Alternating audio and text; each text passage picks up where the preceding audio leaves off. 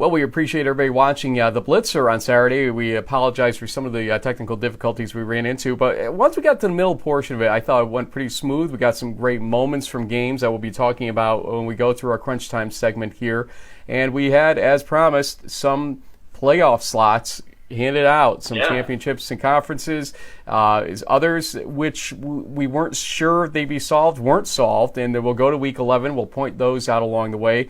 JB, give me, again, as we always do here at the front of the show, your kind of 30,000-foot view of what we saw in Week 10, especially as you and I watched it together throughout the day. Well, I think what made it so exciting was that we knew that there was potential for 6 conference champions to be crowned, and only 3 actually were. So everything that we thought might happen with the favorites didn't pan out. There was a couple of upsets and some really exciting games that came down to the wire. And so it's all leading up to one, grand finale in Week 11, and it'll be really interesting to kind of combine all those games, and then plus the drama of what's going to happen in the playoffs, who's going to be seated where. We have a second round of rankings coming out on Wednesday. I know we've talked a little bit about maybe projecting that either on this show or at least reacting to it on Wednesday. So a lot of stuff still to cover. The football season isn't over just yet. Indeed. Coming up on this show, as we said, Crunch Time. Then we're going to talk about number 1 seeds and what it all means and what you can and can't assume about those situations. And we will be talking about Brockport again and a little bit of the debacle that came from my comments last week. But we love our Brockport here. We do not shy away from the fact that we are fans of East Region teams to be dominant in some format here, and we'll explain more about that later. And also, we will have the rundown of every conference, where things stand. It's going to be a little bit shorter this week, I have a feeling, because there's only a couple teams to really look at across it before we do next week's kind of look back to the season at that point. There is one other thing, though, that I want to throw out there, Frank, because I'm here to catch it. Here it comes. The NCAAs are, that's the goal. You want to get into the tournament. You want to play for a national title. But there's still going to be a lot of games that are going to be happening on November 17th that are referred to as postseason bowl games. Sometimes they come in the form of the ECACs, which we're going to be talking with them. We're going to do sort of a release show on Monday following Week 11 about those 3 games. There's a lot of great teams in the mix there, like Wesley and Ithaca and others that have submitted bids. There's also the MAC and CCC series of the bowl games. There's the New England bowl games. So there's definitely a bunch more football that's going to happen the following week in the first round of the playoffs than just the NCAA. So we should touch on that too. Good point. So we will be running that through our Twitter feed, just exactly the times and how to watch these things as we go along. Also, we'll be talking about my Week 11 game that's coming up here and where it may be, what I might be attending. There's only one of me, and there's 4 games I wanted to attend. Unfortunately, we can only go to one. JB, I got to fly you up and get you to one of them, I think, as the consolation prize. Although, I don't think it's consolation prize. I will say, I think we released the Coach Isernia interview first, and he had me rolling on the floor as to the reason why certain schools haven't voted. Yes.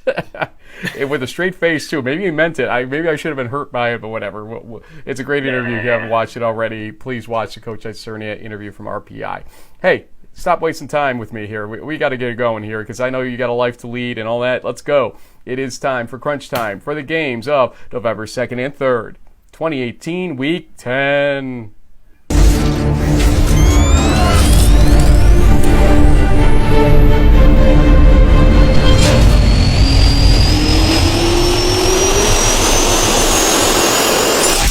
And guess where we're going to start? Yes, everybody's favorite starting point, the CCC. And boy, what a game. After leading 17-0, Western New England cannot hold on to the lead. Endicott is fortunate to receive, not really fortunate, it was a good call, I think, a defensive pass interference call against Western New England late in the game that helped line them up for the touchdown to win it.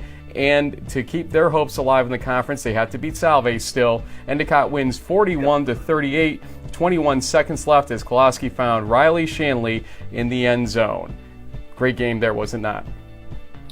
That was one of the most crazy roller coaster rides. Might be even one of the best games that we've seen all year, Frank. It was really just outstanding. Looked like it was going to be a one-sided blowout, and then Endicott just kept fighting back and fighting back. They took the lead on a 51-yard or 58-yard touchdown bomb to a receiver by the name of Cole, I believe, and then just to keep fighting back as Western New England responded, and boy, you got to really tip your cap to the Gulls. They came out to play and they pulled off one of the most exciting wins of the season.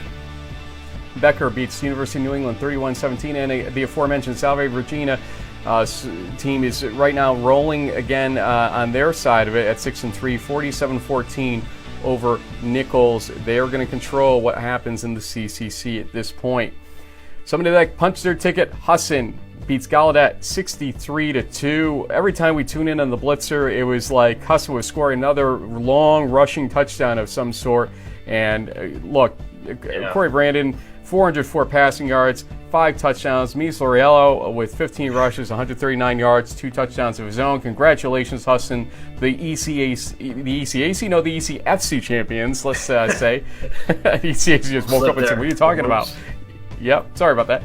Dean 19, Castleton 17, as Mitchell Caron had a 1-yard touchdown with 2:32 remaining. Anna Maria loses the game to Alfred State, who gets their first win, 30-28. And Hampton 51. That's an SCS program, folks, just so you know. SUNY Maritime 10. That's because because Mount Ida had dropped off of SUNY Maritime schedule so late, they had to scurry to find an FCS team. Mount Ida RIP in terms of the football ranks, because they are no longer playing or in existence for that matter. Then we have another conference that should have or maybe could have had a conclusion to it, but it doesn't, because Framingham State upsets WestCon 48-26. Karan Wright with 169 yards rushing and a touchdown, and the defense for Framingham State, 2 interceptions, 3 sacks, and 3 forced fumbles in that game. Framingham State pulls it out 48-26, and they have one more game left against Westfield State. They need to win the MASCAC crown. Bridgewater State 32, Worcester State 13, as Mike Cadlick had 25 for 50 passes in the 50 pass attempts. My goodness, 316 yards, 1 touchdown, 2 interceptions. Mass Dartmouth over Mass Maritime 20-0 as they outgained Mass Maritime 406-94, and Plymouth State 28, Fitchburg State 0, as David Hamilton had 14 rushes for 82 yards and 2 touchdowns in that game. Let's go to the NUMAC. Things are getting a little clearer, maybe, not really, but we'll have some things to say about that later. Coast Guard, though, wins 24-10 over WPI. Ryan Jones, he's not just drinking from the mug, he is also pretty darn efficient in this game. 30-37, 251, 2 touchdowns, just 1 interception. And the defense of Coast Guard, which has been really resolute all season long, holds WPI to 77 rushing yards. Good job there against a team like WPI who rushes a lot. Coast Guard is showing they're for real here, and Merchant Marine's got to watch out, do they not?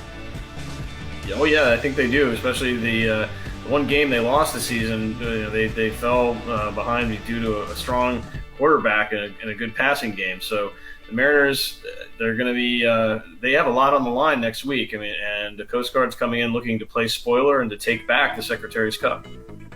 Merchant Marine wins their 7th game of the season. That's the most in the regular season since 1997, 21 years ago. 44-10 over Catholic, who is still winless this season.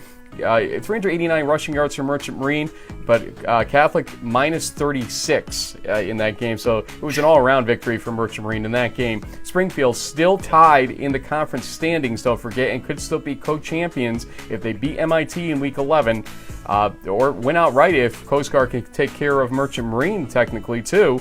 44-7, Springfield wins. No guarantee of a playoff slide, even if they do, though, and we'll talk more about that in a little bit.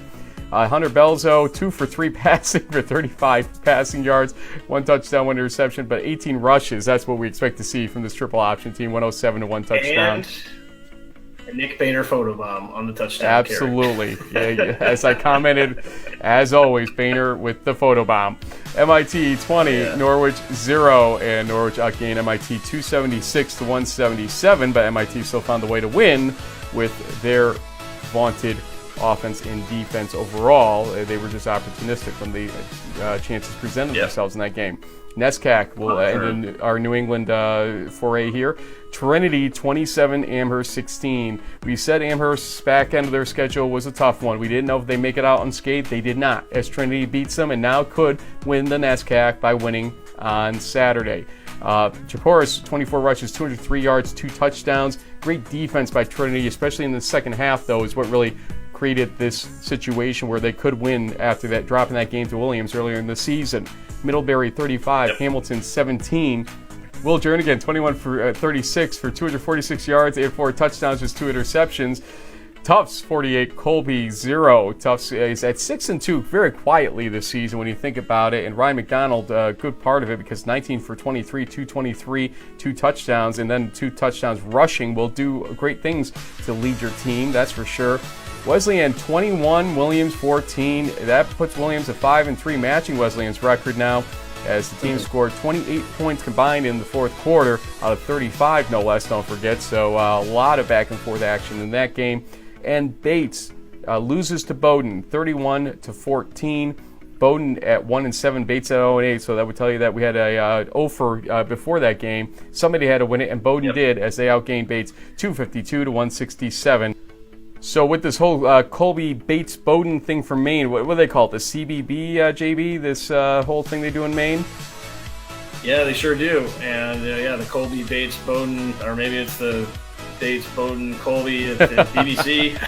It's like a trip over to London. But yeah, the CBB has been a long-standing rivalry between those 3 schools up in Maine, and I think it's coming down to week 11 with Colby is going to be hosting Bowdoin. So winner of that game takes the CBB. Exciting for teams that struggled this season to have something to still play for like that. So good for them. I appreciate seeing that. Hey, Liberty League, these teams you would think have nothing to play for this week because RPI has taken care of St. Lawrence and the Liberty League title 27-20. But look, Tyler Groshot, 36. Is this a misprint? 71 attempts. He threw the ball 71 times for over 400 yards. A freshman quarterback against one of the best secondaries in the East region. Pretty amazing. The Canadian throws 71 times for 412 yards, 3 touchdowns. George Marinopoulos gets 30 attempts in, 17 completions, 386, 2 touchdowns, 1 interception. Hey, hats off to St. Lawrence. They played them tough in that game. In Troy, would not allow separation to occur. Had an 8-7 lead at one point because their kicker, I think, was injured at some point in this game. Yeah, there was a field goal block early on, and the Saints apparently don't have a backup kicker, and he was injured, and that was it. So the Saints were basically going for 2 every time they scored, and so it came down there at the end. But they were in this entire game, so it's gonna be interesting because Hobart, who kind of lost a heartbreaker to Ithaca, needs to beat the Saints if they're going to have some outside shot at the Liberty League Empire 8 New York State Bowl, speaking of bowl games. One thing we want to show you, though, here is that there was some controversy in this game, the end of the third quarter. Hobart back to pass here, you can see, and I'm going to zero in on it here for you folks. It looks like the arm has gone forward. There's no other way that ball has gone as far forward, ultimately, as it did. And it was ruled a fumble and recovered by Ithaca as Hobart was looking to go in to score to possibly either tie or take the lead in that game at that point. So a bad call. Can't blame it completely on that. They still had to score the touchdown ultimately, or a field goal if it came down to that. But still, this one hurt them. Give credit to Ithaca, though. That defense still doing great things throughout this season. Well, speaking of field goals, Kyle Hackett, who got Hobart on the board early in the first quarter, actually tied the school record as far as most field goals made. He's only a sophomore, and he's 19 of 19 on his career. Union 35, Rochester 14, as Will Bellamy 13 for 14, 83 yards, 2 touchdowns, and Ike Arabor 18 rushes, 175, and 2 touchdowns. The champs of the Empire 8 end up being the Brockport Golden Eagles, 21-16. We're going to talk a lot more about them in a little bit, but Joe Germinario and company ultimately, while trailing 16-14, are able to pull it out and then hold on in this game. Cortland with 5 turnovers, I believe this was, but Rashad Baker had 4 interceptions, including a game winner right near the end zone as Cortland got to the 11-yard line and could not punch it in because Baker intercepts it on the final series. Brockport again outgains Cortland though 468 to 237. It's just these box scores are ridiculous compared to the final scores. Again, more on Brockport later. St. John Fisher pulls a huge upset out here against Alfred, 28 to 14. I said that Fisher might win another game this season. I didn't necessarily think it was this one, but they did. Yep. And that's Alfred's 4th loss this season. That hurts Cortland when you think about it in the grand scheme of things. And Demare Nelson, 25-yard interception touchdown, one of 4 interceptions in the game by the Cardinals, the team itself there. Morrisville State, Brockport's next opponent, has quietly gone to a 6-3 record this season, 44-20 victory over Hartwick. That's an interesting setup coming up here. Again, Brockport can't look past this team and wants to finish 10-0 for some reasons we'll discuss. And Utica 36, Buffalo State 3. Buff State was 1 for 4 in red zone offense. That's not going to get the job done at the end of the day. Let's go to the MAC, the jumble that it is. Kings loses to Del Val 49-0. And, I mean, you know, one of those days where you kind of knew coming in it wasn't going to be a real paradise scenario for Del Val, or for Kings rather, and indeed it wasn't. What the defense held Kings to 137 yards, 3 interceptions were had by Del Val, and 8 sacks and a fumble. Mario Nigro, 11 rushes, 58 yards, and 2 touchdowns. I mean, that helps matters for Del Val at least. But they're still keeping pace, or Misericordia is keeping pace with them, maybe I should say, with their victory over Albright, 39-29. I believe it was 16-14 around halftime as Albright tried to claw back into this game. But Misericordia able to bounce back off. There was a late touchdown by Albright that was kind of during the garbage time period of the game. But still, they did make it closer. And you got to give credit to Aaron Berry, 11 for 17, 168, 2 passing, 1 rush touchdown. Jimmy LaHaye from Albright, 21 for 46, 4 touchdowns for him. And Stevenson had to hold on, or come back and hold on, basically. 33-32 over Lycoming. There was a late safety by Stevenson given up. It was 33-30 at that point, but they took the intentional safety as time expired in that game. Lebanon Valley 55, Alvernia 7, 332 rushing to 31 passing yards in the game in favor of Lebanon Valley. And you can see right there, Hunter Wilson and Ryan Fink combined for 20 rushes, 184 yards, and 4 touchdowns on the ground.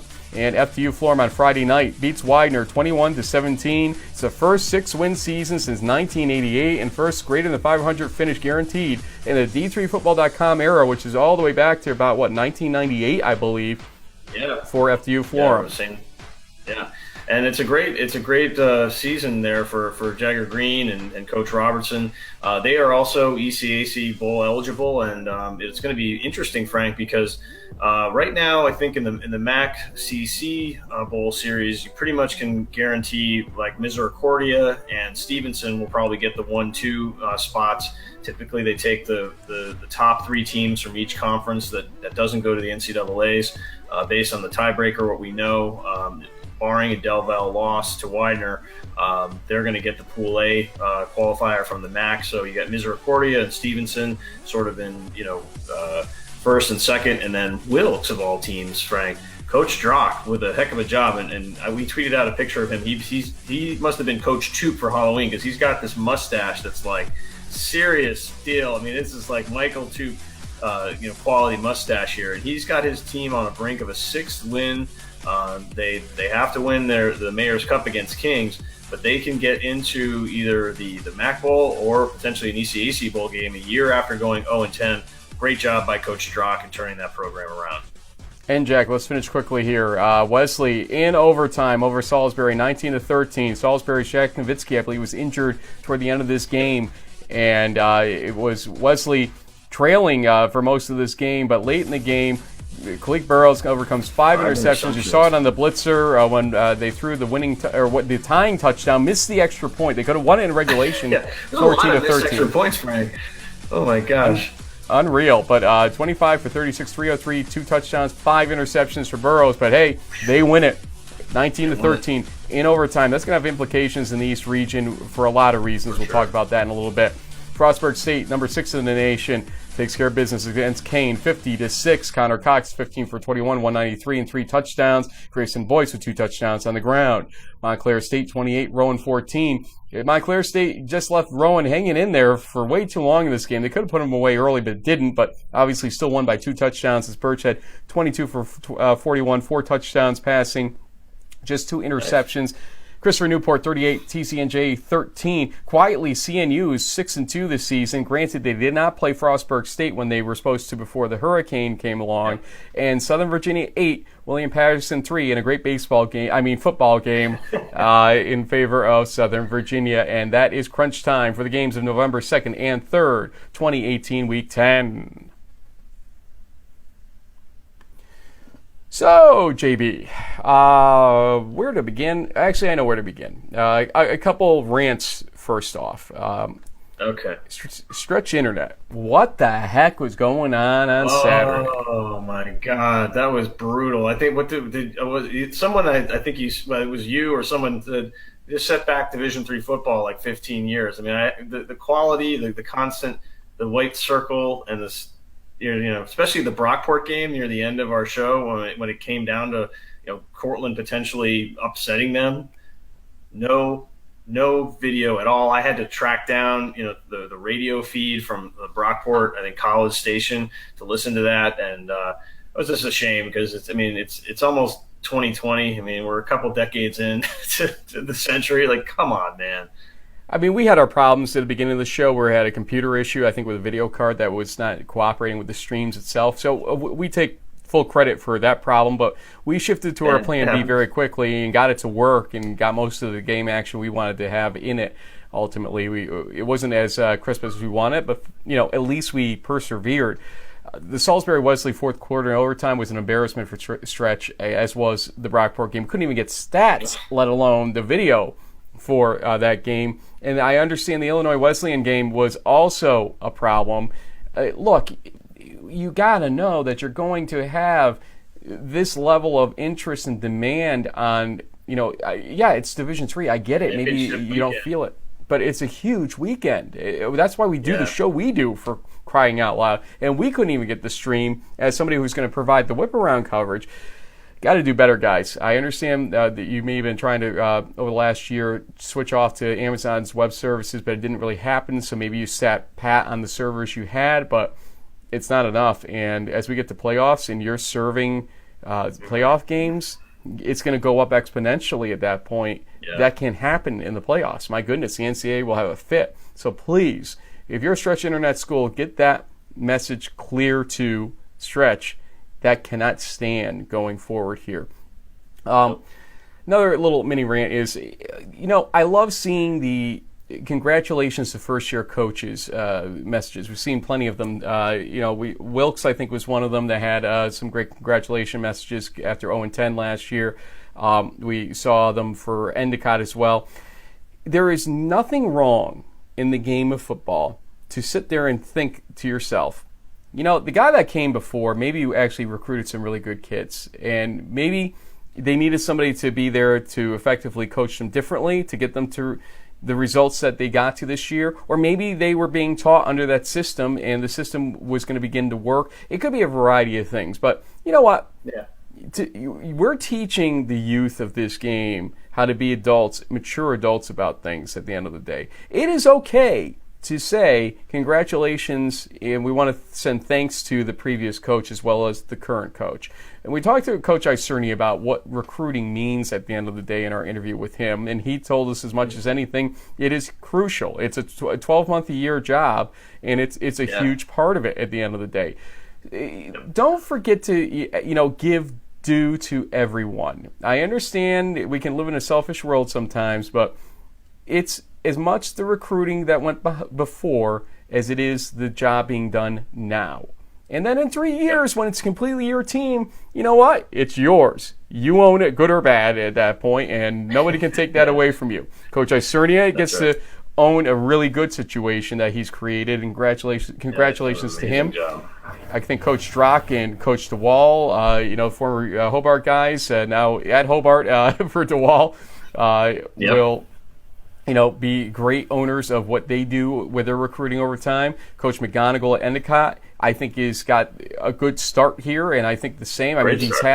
He had some problems in his previous stint in D3, comes back and has this season. So, look, again, there is no need to have ill will toward the previous guy. If you're having it, then maybe you should really consider what you're doing here, because you don't belong around youth if that's what you're going to teach them at the end of the day, in my book.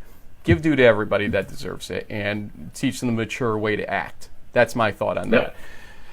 Now, last week in a rant, I got myself in trouble with Brockport, I understand. Who knew? Honestly, I'm going to put it this way. As I said to our friend Keith McMillan today, because he's like, why do you care? And I said, I don't. For 15 years, this is who I've been, if not longer. I don't care if people want to, take me out of the legs for something I say, because at the end of the day, there's a reason I'm saying it. And let's think about something. You and I spend our own money to put this show on. We don't do it for ourselves. I mean, look, if somebody else would like to come in and host in my position, please do. It's been that kind of season. For ourselves. I mean, we do dedicate a lot of time to this, so it's something that we enjoy to do. It's a great avocation, but it is not a profession, obviously. And we have gotten a lot out of the last 11 seasons, covering all sorts of different teams and kids and coaches, and getting to know them and their families and these schools, and that's been very gratifying. When we get thanks or recognition for it, we that we certainly appreciate it. But we're trying to do this more to cover a sport that really, is sort of an afterthought in the grand scheme of college football. It doesn't, show up on ESPN except for maybe once a year. And so, that's part of why we're doing this. But but at the end of the day, it is our own time and resources, and we'll keep doing it as long as we can, hopefully. But if you don't like in the huddle, I don't know what to tell you. But look, last year, case in point, I spent my own money to go down to Belton, Texas, to cover Brockport. We've formed great relationships with some coaches and players at Brockport over time. We spent our own money to go do the game day, week 1 situation against Hobart. Obviously, like the folks at Brockport through and through. Yeah. So last week, when I went on my mini rant, I guess, to say, if you play a game close against a team like Utica, who, by the way, did take RPI to triple overtime, let's not forget, earlier in the season. They're a tough team. They've had a good season. Coach, I certainly reminded us that in the pre-discussion we had with him, you didn't get to see, but he brought that up when we were talking about this a little bit.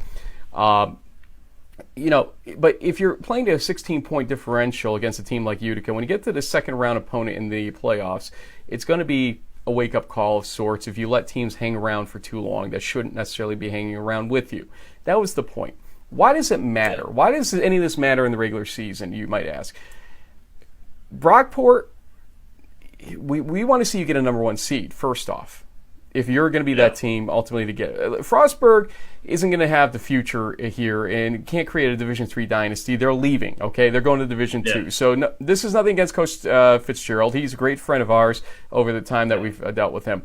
Right now, we got to focus on Brockport because they are our past, present, and future, technically, in terms of teams stepping up to be that team. Del Val wants to be there too, and they've had their ups and downs. We'll see. Wesley has had their ups and downs right now. The only one that's really being that consistent that I'm looking at is Brockport. But a number 1 seed is not guaranteed right now to Brockport. And look at this screen and you'll see why. Let's accept right now Mount Union and Mary Hardin Baylor are going to be number 1 seeds. I don't think anybody denies or doubts that based on the fact that they are who they are, winning by the margins they're winning by. Opposite ends too. The Stag Bowl, 2017 participants. Okay, so what happens from here? There are 5 teams, JB, that are fighting for number 1 seeds. You've got St. John's, Whitewater, Frostburg, Berry, and also Brockport. Now, I would assume that Frostburg's probably not going to be in this discussion for a number 1 seed for very long, but we include them just to be comprehensive to a certain degree about what we've got going on here, seeing that it's probably going to be Brockport, Frostburg, RPI in the East, okay, in that order. Yeah. So now, You look at St. John's, and St. John's has some quality wins by decent margins. And margin matters. It's result versus regionally ranked opponents, not just win or loss versus them. So margin of victory, style points, I guess if you want to call it that, matter when this equation is being looked at. Your strength of schedule, all that stuff that we always talk about. And you look at Whitewater, and they too. Well, there's the other thing, Frank, too, that's maybe it's kind of the elephant in the room is that both St. John's and Whitewater they're like Division III football royalty. I mean, these are two programs that have a established track record. I mean, it's been a while since the Warhawks have been back to the Sag Bowl, but there was a time there where they were the multiple 6 or 7 time reigning champions. They were like the first program to really knock Mount Union off their perch for a while, and they had a great run. And so if you're just going based off of name brand recognition, St. John's and UW are pretty much it. And UW has some great criteria as well. So you're going to say, Frank, doesn't matter because, look, Brockport was a semifinalist last year. So they get a nod because of that. The answer is no, they don't automatically. Because the criteria say if they are tied and there's no other way you can break that tie, they can consider at that point the performance in the playoffs in 2017 in this case. First, you got to get to a tie. So if St. John's has a better strength of schedule, has some better regionally ranked results than Brockport, and everything else being equal, then that's not a tie. Mm-hmm. And UW may be the same thing. So this is why we look at these situations and say, first things first, you want to be a number 1 seed because there's a hell of a difference, guys, than going down to Barrie, let's say, into the hot weather and, playing down there and on their home turf and everything else, okay, versus in the third round, versus Barrie coming up to ice-cold conditions that you're used to as Brockport. Yeah, look, we want to see the better team win ultimately, but conditions like weather matter, okay, in those games. We know it. We've seen RPI, I think, benefit from it in 2003 to a certain degree when they got to the semifinals in the couple snow bowls that they played along the way.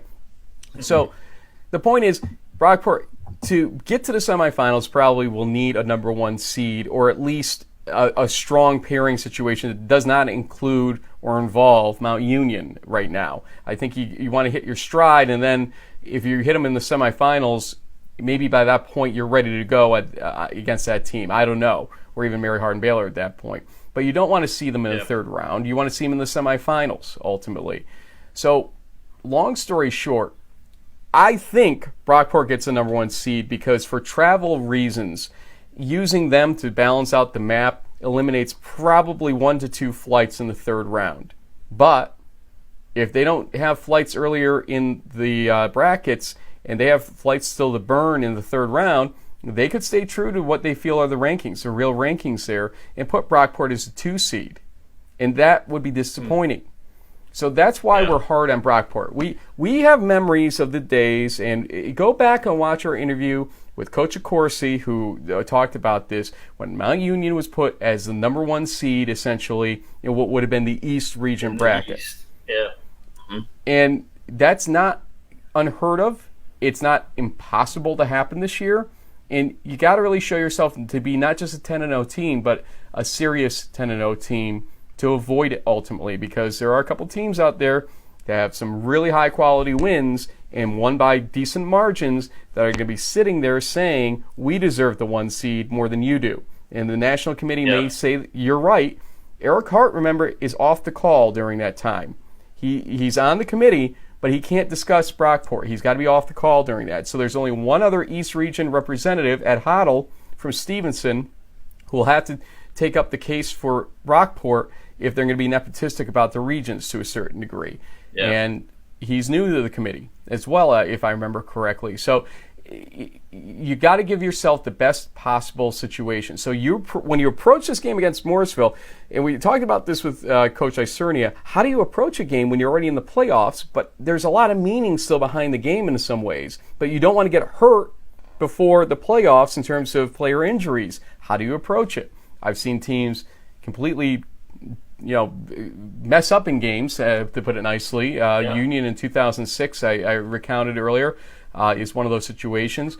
Last year, Joe Germanero was hurt, so I think Helwig came in as the backup quarterback to start, actually, in the Week 11 game and did a good job. So, look, we'll see how this goes against Morrisville State, but this is one of those teams that's just kind of come out of nowhere. We didn't really even recognize they were 6-3 until we looked at the records this week and said, how did that happen? But they beat Alfred, don't forget. Yeah, and they've got a tough defense, and with their quarterback winner and the running back Edmund, I mean they've got a very serious 1-2 punch, and they are playing well. They handled Utica recently, who's given RPI and other programs a tough run for their money. So they are a legit program. They're also in the hunt for the one of these.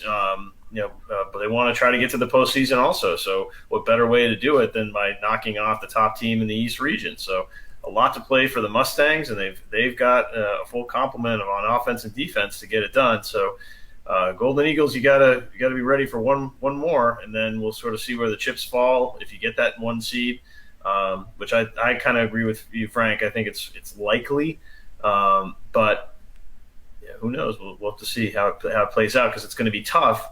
I think the one advantage they have is that Whitewater has kind of come down a little bit. I mean, they're undefeated, but it's not like they're the defending champions, or that they're that they were the Stag Bowl runner-up last year. So that helps a little bit, but still, I mean, the name recognition of both them and the Johnnies is going to be tough for anyone to overcome. D3Football.com poll means nothing in these determinations, folks. That's the other thing you got to understand. And even if we use the D3Football.com poll, the margin between 3, 4, and 5 has shrunken to very little. And so, like 10 points total between the three top teams. Yeah, between 3, 4, and 5, top to bottom. Yeah, so that's the thing. That's how I would utilize the poll, not for actual placement, but to see that there was a blob of teams starting to form there. And Barry's going to have a pretty good. It wasn't always like that. Yeah, Barry's going to have a very good resume. Don't underplay Barry just because they're only number 10, I think, in that poll, 10 or 11.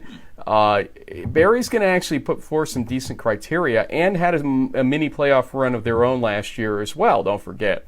And so take nothing for granted here. You're not guaranteed a number 1 bid just because you're in the number 1 seed, just because you're the number 1 team in the East. It doesn't work that way.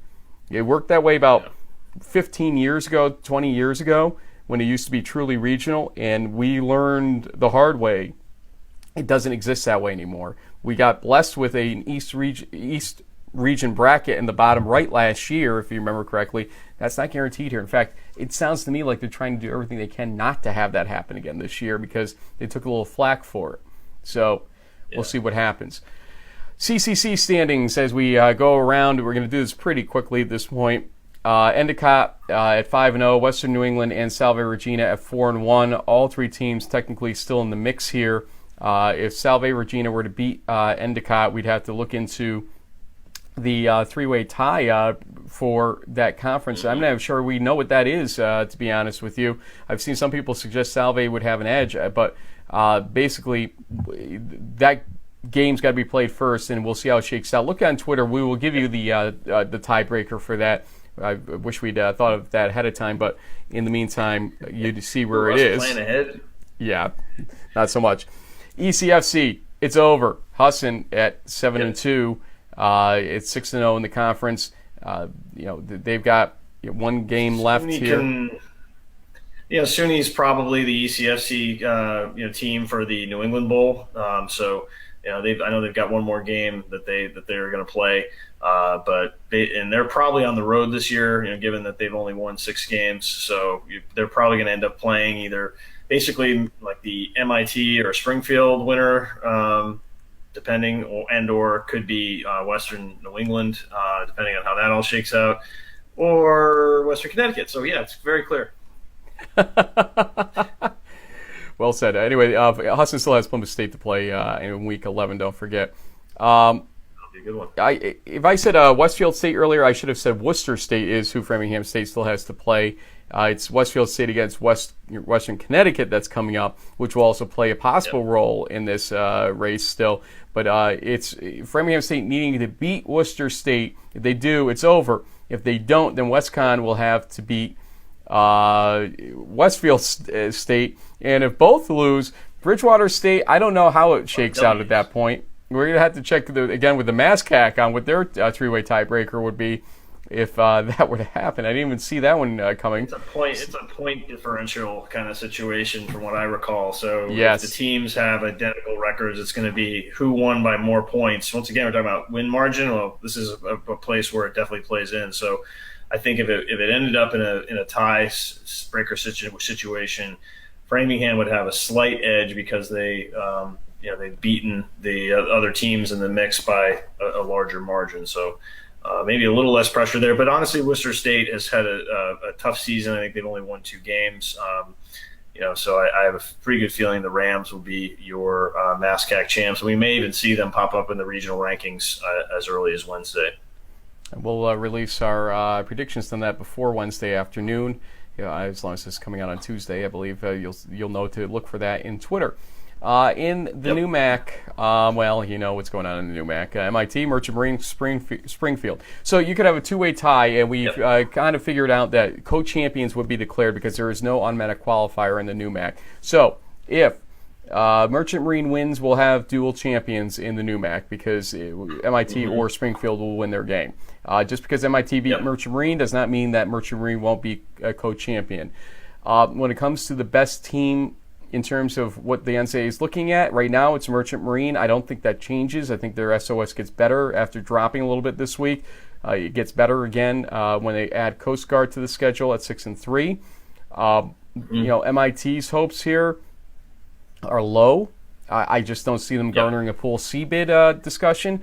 Right now they've got Cortland and Ithaca, if I had to guess, ahead of them for Pool C consideration. One of them will fall down. One of them will remain. I don't think MIT ever sees the board, to be honest with you.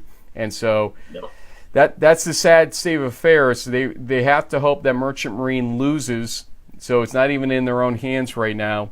And then they have to hope that Thomas More is not viewed as superior to them, even at 1 loss versus 3 losses, most likely. If Thomas More beats St. John's, it turns everything upside down in a lot of different ways. That would be big. So, I mean, if Thomas More beat St. John's, I would say that none of these teams go, to be honest with you. That would definitely punch their ticket for sure. And would take away any ticket pretty much from the new MAC teams here. Merchant Marine could still maybe have something to say in Pool C. We would have to really see where that went ultimately. But they too may have the problem of either Cortland or Ithaca blocking them from the board. That's a lot to discuss. Let's see how Saturday plays out, I guess is the way it goes. And also look at the regional rankings when they come out on Wednesday. But, if St. John's lets this one go and Thomas More, cleans up the mess in that game and wins it, Houston, we got a problem. That would be chaos. Yeah. NESCAC, Amherst, Trinity tied at 7-1. Look, if Trinity wins, it's over. If Amherst and Trinity both lose, Tufts may have something to say about life here as we know it. But Trinity, who do they have left, you're wondering? Well, you can see it on your screen. That is Wesleyan, who just beat Williams, don't forget. So they are no pushover team. Don't celebrate too early, Trinity. You still got to win that one. I think they know that fact. They don't need me to tell them that. Liberty League. Things are done, except for the fact that RPI Union is coming up. For more on that, go to our Coach Isernia interview. We won't belabor it too much here. But, Union and Ithaca both with only 2 losses overall. RPI undefeated. It's a pretty good season for the Liberty League overall when you look at the total balance of power. And Hobart at 4-4 even. Not a complete loss this season, but obviously not the season they hoped for. Brockport, 9-0, looking to go 10-0, but they have to get through 6-3. Morrisville State, Cortland, great season, and you got a great team. Take nothing away from you from that loss on Saturday. Your stats maybe didn't look it on offense, but defensively, incredible team. Even offensively, you scored the first rushing touchdown against this team anybody scored this season. Congratulations on that. And, the rest of it, Alfred, a disappointment this season. Utica, a mild surprise maybe. St. John Fisher, disappointment indeed. But we got one more game to play across the board. You can see them on the right side of your screen. The MAC, well, the MAC's the MAC. If Del Val were to drop one against Widener, which is not impossible. It's a rivalry game. Then Misericordia, if they can beat Lycoming, wins the bid. That's the only real hope Misericordia has to win the bid, because Stevenson beating their opponent last week and FDU Florham winning, Stevenson has created the situation such that the tiebreaker will go to Del Val at 9-1 and 9-1.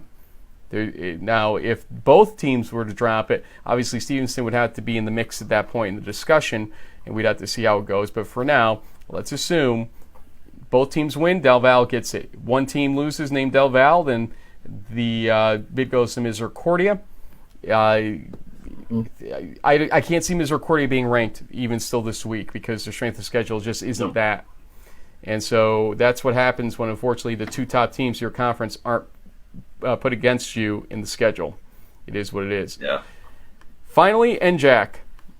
It's basically Pool A or bust for Salisbury now. Either you win and beat Frostburg State and win the conference, or you lose, put in a second loss, and even if you're being ranked this week, which I'm not sure you will be, it's going to be sayonara. You're not going to get a Pool C bid at 8-2 if you're Salisbury. It's just the way it is. I think, unfortunately, Frank, the chances of any even a one-loss East team this year does not look pretty good for a Pool C. I think it's just going to be, the one exception might be the Mariners getting the Pool B bid, but otherwise I think you're just going to see the AQs from the East. There's just too many strong teams out there with some better numbers as far as strength of schedule goes and all that. So tough. It could be a tough break for Salisbury if they can't somehow upset the Bobcats, but I guess we'll have to see how it plays out on Saturday. Yeah, it's going to be a big game for sure, and that pretty much covers the different conferences around the East region. We'll cover stuff through Twitter throughout the weekend. You'll see some of our stuff from whatever game I attend. Then on Sunday, we got a lot to do as Greg Thomas joins me for our committee chair discussion after the regional rankings after the selections are released in the brackets. So the selection show finishes, and we put our interview up so you can see how they arrived at the decisions with Chair Jim Catanzaro from Lake Forest College. Coach has been gracious to already tell us he will be joining us on this show. We appreciate that and his time at JP Williams for helping to organize it as well. JB, what'd I miss? Well, I mean, I would love to be there. I've got a conflict, but honestly, Greg he is about the best D3 football bracketologist you could possibly speak with. So he's going to do a much better job than I ever would in trying to figure that whole thing out, especially from a national perspective. Like we said earlier at the top of the show, we'll be talking about some of these other conference bowl games, including the ECACs. We'll have a reveal on Monday the 12th about that, and we'll talk about some of the other matchups. So even though we'll be really focused on the playoffs come Sunday, there will be some more games to talk about the following Monday as these different conference bowl games and the ECACs and so on get announced and laid out, and we'll have probably a preview of that maybe midweek after we do some of the bowl releases, including the Liberty League. I think we're having Tracy King on to talk about the New York State Bowl for the second year in a row. So right now it's looking like that could be potentially Cortland if they don't get the Pool C bid hosting that, but still a lot of football to be played, Frank. There's a lot of tickets to be punched and some bowl games to be earned and all that, so it should be an exciting final week. Folks, stick with us all week long and look for us on Twitter.